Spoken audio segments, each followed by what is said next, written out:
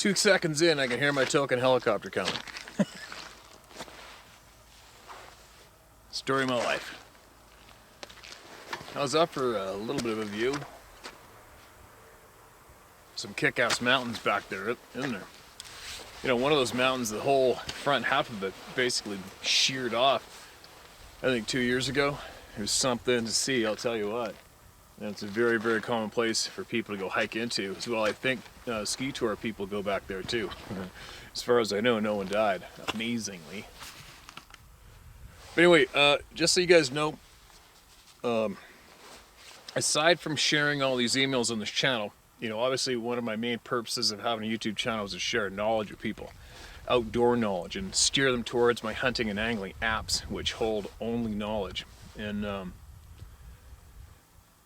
I don't know why, I just like sharing knowledge, right? I like helping people. It's in my nature, I guess. I like teaching people how to do stuff, and how to get better. And when you are a big game, remote mountain big game hunting guide for numerous years, you not only are you a paid professional hunter, outdoors person, you are also, there's no way getting out of it, but you are a motivational speaker in a way. You have to motivate people every single day, all day. And I like that. I think I'm good at it. It's unfortunate sometimes, you know, I mean, you get guys, why I stress on the mountain hunting guide part is because it is very, very hard. You know, it's not like, you know, some places you can get dropped off with a motor vehicle or a quad and go sit in a tree stand all day long and go stay in a nice, cozy, warm bed somewhere. There's various methods of hunting and various terrain around North America, around the world, which will deliver some comfort or take absolute comfort away from you. And where I have been guiding in the mountains, the remote mountains of British Columbia and the Yukon, there's no comfort, and it's very, very difficult. Mountain hunting is very difficult. And what happens is, you know, you'll get guys, the majority of the people who come with us are very successful people, but at the same time, most of them are from big cities. You know, most of them are from different countries where they don't have these hunting areas, they don't have these experiences, and what they do for a living is not running up and down the Rocky Mountains daily. They just don't. So when you take these people 100% out of their element, drop them into the middle of absolute remote as you can get it, Rocky Mountains with grizzly bears running around outside your tent, it can really weigh on their minds, and when they do have a weak moment, whether it's from fatigue, no sleep, sore muscles, and they're looking up a mountain like this, like, oh man, I can't go up there, I can't do this anymore, and then I have to turn into the motivational speaker. I do have a whole pile of lines, speeches that I use as I go in my hunts, as it gets tougher to people that I use, and sometimes I got to use them up right away in the beginning of the hunt, which is frustrating. But what I'm getting at is I like to motivate people, and I'm definitely no stranger to it. I've had to motivate people from around the world nonstop in the middle of nowhere to encourage them to reach their goal and to get over that last hill. And one of the things that I seen that has worked for me best on them is when I say, you know, the time flies so fast that in the flick of a finger, you are going to be in your lazy boy at home, away from here. It's come, it's gone, you've left, and you're going to get home and you're going to be beating yourself up for quitting and not going up over that hill. You're going to beat the crap out of yourself. Trust me. And unfortunately, it's true, because I hate that too, though. I'm aware of the flick your finger thing. When you snap your finger, it's a year from now. And I'm aware of it. It drives me crazy, because I can remember myself saying it a year ago, and a year ago, and a year ago. When things get tough, always remember it's going to be a year from now and a flick of a finger. But anyway, going on a bit of a tangent. What I like to do is I like to motivate people. I like to encourage people. I like to help people attain their goals and reach past their limits, what they think is their limit. And that's what I've done almost full time for many years. Now, at this stage of the game, what I like to do is I like to encourage people to think for themselves, not be scared, and look at things from a different angle. I can't stand dictators. I can't stand people that try to stop people from thinking or speaking out loud. I like to just offer up a different angle for people to view and to think, right? And so they can learn instead of just following the sheep and being steered. But so what I think I'm going to do possibly in the next coming times as I share people's emails experiences is I want to offer up various different angles for people to view different topics. All right, and that's what I'm going to do. If you think that is going to be offensive to you or you're offended in any way, you are 100% at the wrong place. There's nothing here for you, unfortunately, all right? You're going to have to leave because nothing's going to change because of your sniveling or wanting me to be quiet. It's just not going to happen. One thing I want to talk about right now, though, before we get going and share an email, is fear. At this stage of the game, I have faced death numerous times. I've been told I was going to be dead in less than 24 hours or 40 hours at one time. I've been 100% sure I was going to die numerous times in the ocean when I was commercial fishing as a kid. I should have been dead numerous times of grizzly bears, horse wrecks, being in the middle of nowhere, car wrecks. I've faced some challenging moments. And I think possibly because I've lost a lot in life. I've lost a lot. I've had some experiences, maybe I'll share one day later on, that probably many people have killed themselves for a lot less, and I survived. So that's why I'm sharing those little tidbits is I think I qualify to tell you all to not be scared. All right? Do not be scared. I've come to the point of life where I know that being scared is our number one enemy. You are your only enemy. You know, the moment you can free yourself from fear, that is the beginning of you becoming absolutely successful across the board. That is the key move, trust me. I'm not sure, I don't think I have the absolute recipe yet to deliver to all of you to stop being scared. Quit being scared of people. Quit being scared of what other people think. Quit being scared to speak your mind. And do not fear death. I'm going to work on it. I hope I can come up with the correct recipe to deliver to all of you to encourage you to drop the fear across the board. That's going to be one of my goals this upcoming year and coming times. I think that's very, very important, is to help people be free of their fears. Being scared is human beings' number one enemy. It's your only enemy. Being scared stops you from much. It stops you from attaining your goals. It stops you from learning. It stops you from being free. Okay? So, one thing I have seen that what I've been delivering on this channel is we have offered up courage to many, many, many people to come forward and speak openly about some experiences they've had, specifically with the Sasquatch beings or more, and they have conquered those fears, got brave, fed off of our bravery and honesty, and they've came forward and delivered. And you can tell by so many of the comments and the emails, they have freed themselves of being in that cell, that lifelong sentence of being scared and alone, right? It's good. Sharing courage is good. Supporting the people, being the people is the ultimate strength. It's pretty cool. And if I could just somehow get everybody to stop being scared, somehow. And I know it's working, but I want it to work more. You know, I want to spread that courage everywhere more rapidly. And that will help bring so much better change for the planet as well. As soon as you stop being scared of other people, scared of mainstream, scared of saying the wrong thing in the wrong place, it's really going to make changes for society for the better rapidly. Okay, is losing the fear. If you look at me, for instance, you wouldn't believe how many people probably who I know who first see me coming online and just shaking their head and talking behind my back to other people. You see all that stupid idiot, you see what that psychopath's doing? He's losing his rocker. He's lost his marbles. Right? And I'll tell you what, I know a few of those people, and they look down and they look away when I walk by holding my head up now. They look away. They're too ashamed to look me in the eye. Right? Because I'm bigger and stronger than them, because I'm not scared. I didn't have to say anything to them. I didn't have to threaten them. I didn't have to punch them in the face. I just had to stand up, look tall, hold your head up high, look people in the eye. Don't be scared, be honest. And it rubs them out. It rubs them out. It makes them It exposes them for being what they want you to be. Is scared and intimidated and ashamed. All right? You got to try it sometime. Just try it. Stand tall, square up, face everybody, look them in the eye, and be honest, and don't be scared. All right? If you have an experience you had in the middle of nowhere like I have, and tens of thousands of other people have had, share it here. Email it into me and share it through me. I'll share it for you. I'll share it with you. I'll stand right beside you and I'll share it. All right?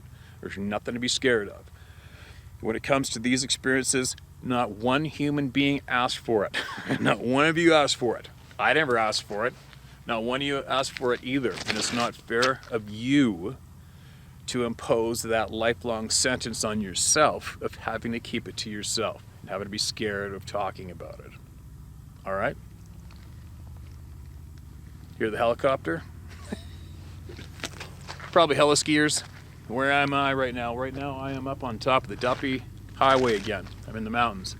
It's beautiful up here. I'm so sick and tired of that fog at home. Just fog, fog, fog. And making a video by some lame-ass creek with fog. I love it up here. I'm right in the middle of a frickin' avalanche shoot right now too. Whatever. I'm sure I could run and see it coming. I don't have my back to it.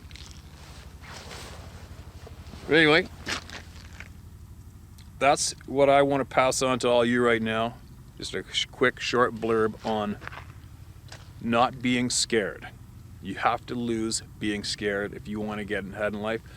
You have to be brave and not be scared if you want evil to get rubbed out in this lifetime. All right? You have to lose being scared. And we'll as I move on to other videos, we're going to move on to other topics. Including people wanting you to be quiet, right? I'm going to give you another example of what being brave and honest does, and the reactions of the people who aren't quite so honest, okay? When I first came out with my information on this topic, it took a lot of people back. It also created a lot of people to be interested in what I had to say. And as I've stated and made clear earlier, I am in contact with some very educated people, some very knowledgeable people when it comes to this topic and more.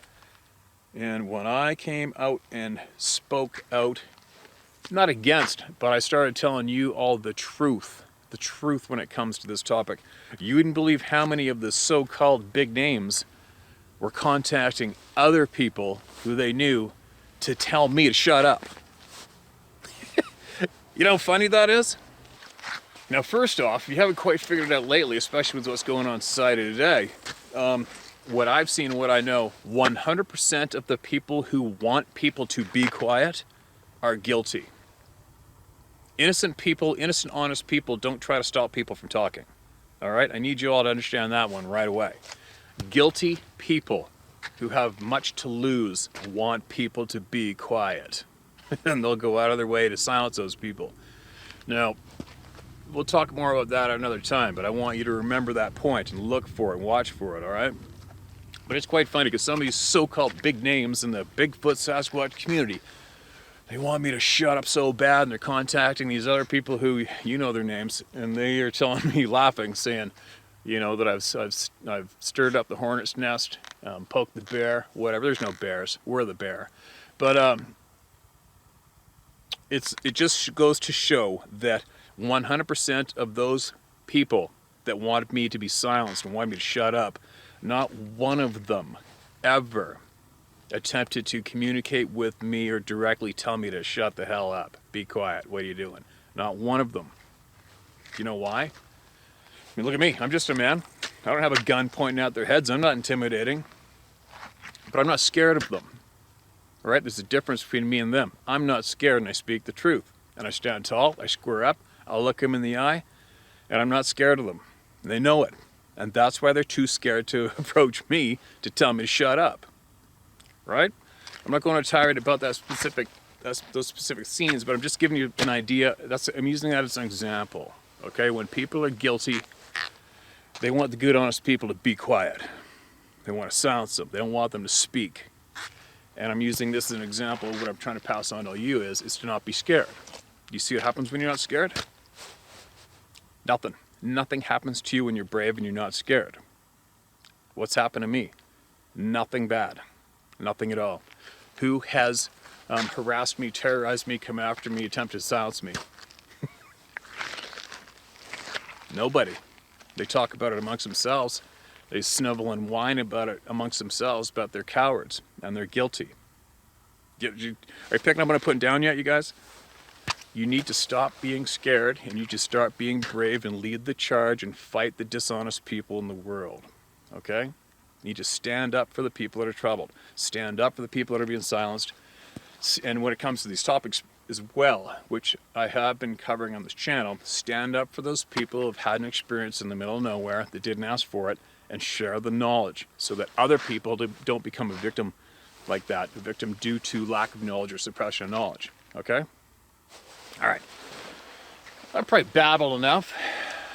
Hopefully it's valuable words. I know people out there can benefit from my words of experience. I know that, and that's why I'm going to continue to do it.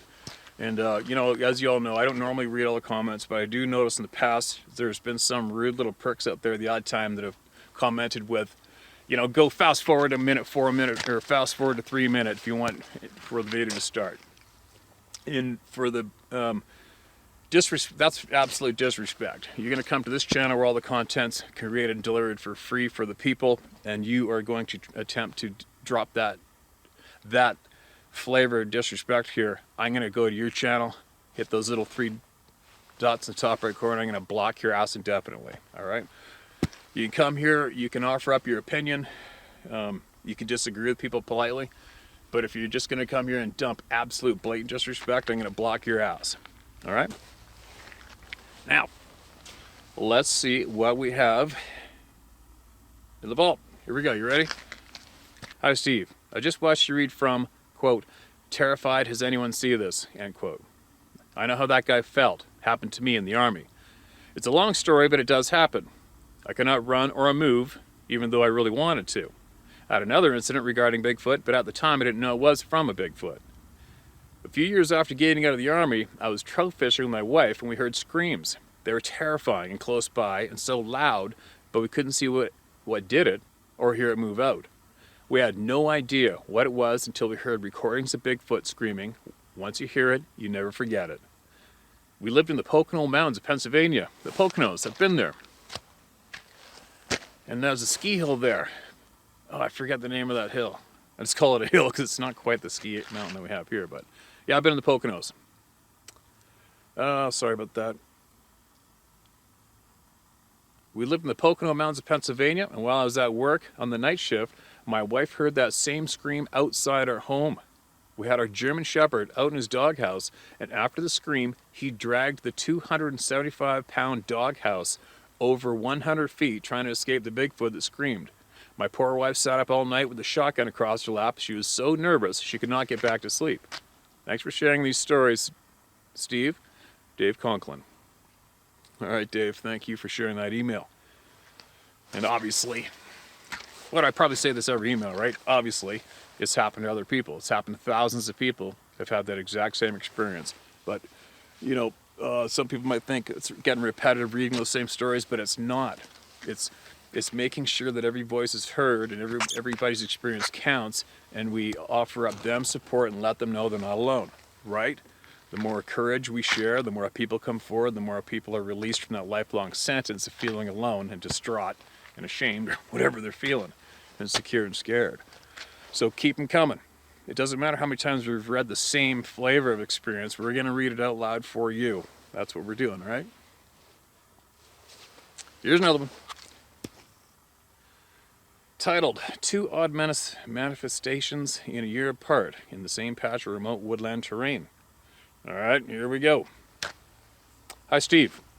Thank you for providing a venue for folks to share their unexplainable incidents in wilderness areas via your YouTube site. It happens in the UK too. I provide a footnote below in the terrain where the events occurred because it fits with other incidents of high strangeness that others have recounted. My name is Chris Prus, P-R-U-S.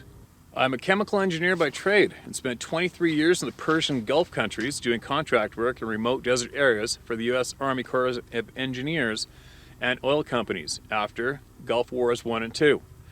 Right up until the bloodletting civil insurrections of the Arab Spring, I finally called it quits in the Middle East and came home.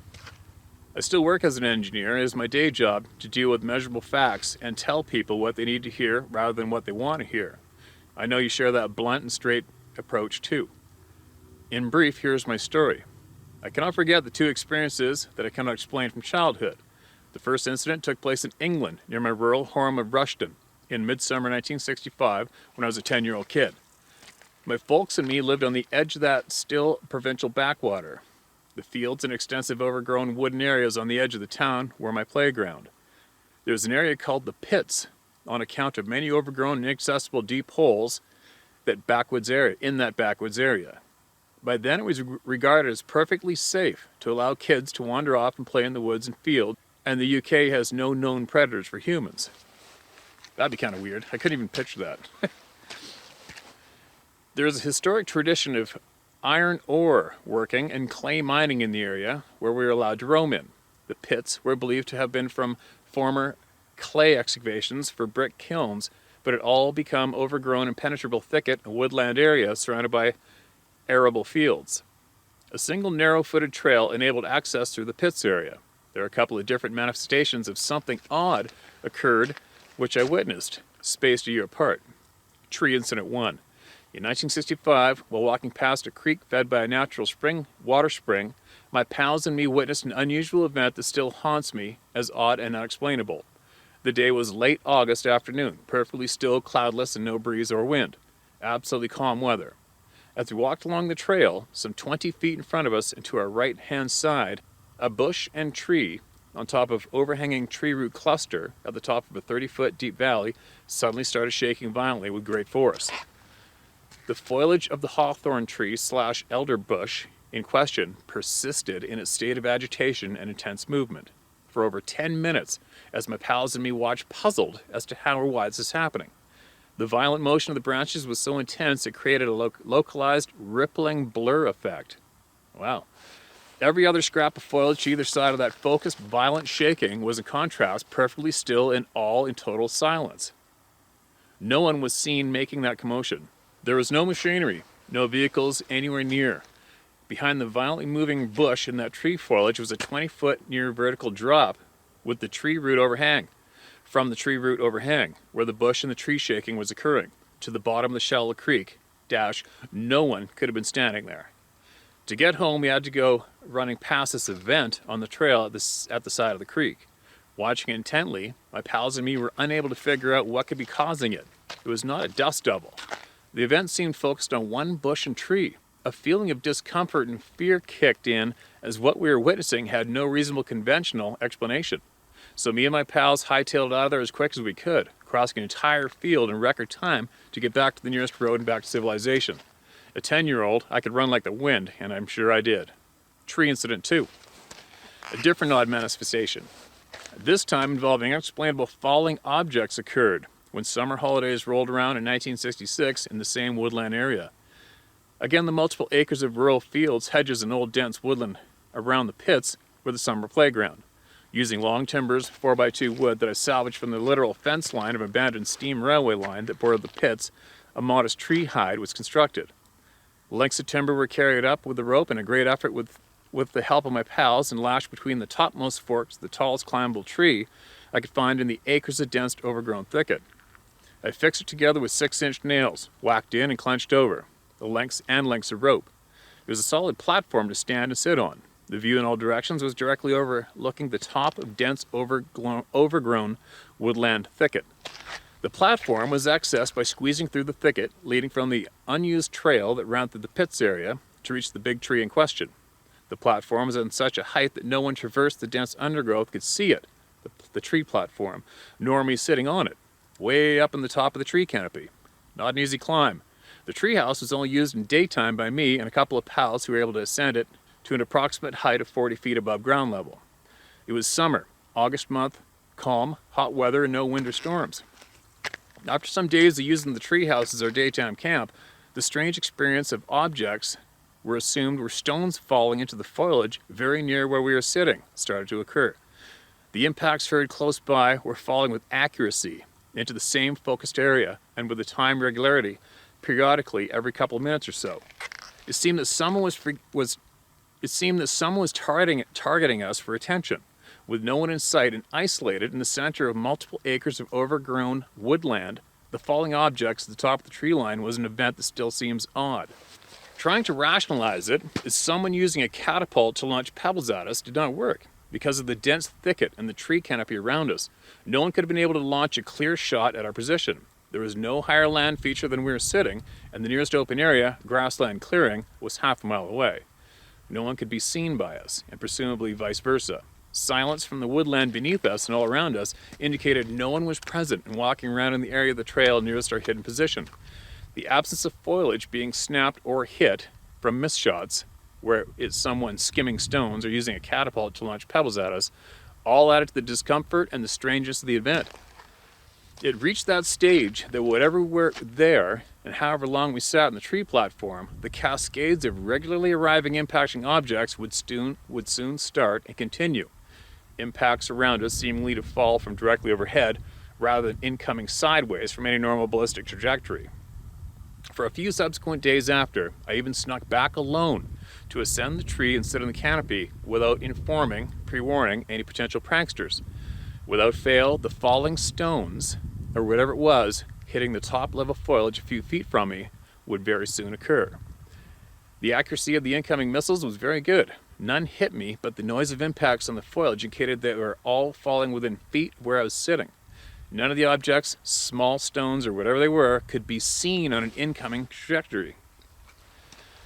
I got spooked and abandoned the treehouse after someone had overnight ascended the 40-foot tree and removed the rope and 6-inch nails used to tie the structure together and scattered the 4x2 timbers over a wide area. Same uninhabited area. Mid-60s, late summer, early autumn evenings, moving lights were reported by different witnesses. Witnessed from afar, but darting around that area at night. A news item on the lights even made it as few lines in the local news rag, the Rushden Evening Telegraph. In line with the explanation, popular with the official authorities at the time, the lights were ascribed to marsh gas, or will-o'-the-wisp methane, despite no marshland being anywhere near the area. Go figure.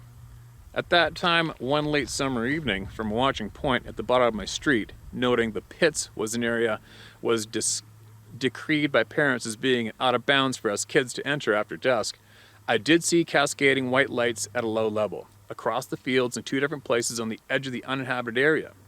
I rationalized it away as someone fooling around with the fireworks, despite not hearing any pyrotechnic noise that were the cause. Terrain details. You'll be familiar with this combination of woodland weird events. Tree incident 1. The tree stand with the shaken tree phenomena was over an old root overhang forming at the base of an overground linear hedge at the top of a creek. A small stream ran in the creek, which is fed by natural water spring flowing out from the other side of the valley.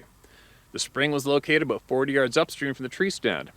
A foot trail ran along the top of the V-shaped creek, the trail turning right onto a Victorian brick footbridge over a railway, Shirley Road, a blacktop road leading back into town. Context: located in rural England. Vestiges of ancient forests still remain hereabouts. Salsey Forest, Rockingham Forest for examples, along with waterways comprising a footplain river network, rivers Nene, Ouse, and Welland, that connect to the North Sea. Traditional lore. Many old churches in England have stone and oak carved figures of the woodland green man or wood woes, a Saxon word meaning man of the woods. The wood woes is shown in old wood carving prints as some 9 or 10 feet tall. Go figure. A large-footed, hairy, humanoid, forest-dwelling being. It is shown in old footprints as being capable of wielding large tree branches to use as clubs in which to attack humans. Example, classic wood woes, wood carving in Ripon Cathedral, England. Please see attached. I'll post up the picture, obviously. Apologies if this story is too long. Kind regards, Chris Prusakowski. Right on, Chris. Thanks for that email. I thoroughly enjoyed it. And what an adventure you kids had back in the day. But you know what would be interesting? It would be interesting if you went back there and went and tried to relive that experience and see if it happens again. Wouldn't that be something? Wouldn't that be something else to go back up there as an adult, maybe with your childhood buddies if you're still in contact, and see if you can duplicate the events and see if that knee-jerks and happens again.